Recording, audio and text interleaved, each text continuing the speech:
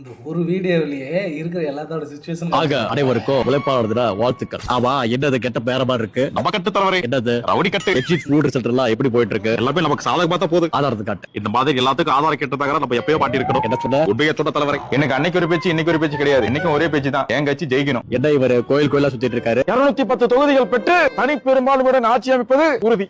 பங்காளிக்கு எப்பவுமே over confident தான். பேபாசனாலே தலைதான். அங்க பாருங்க. தேங்க்யூ.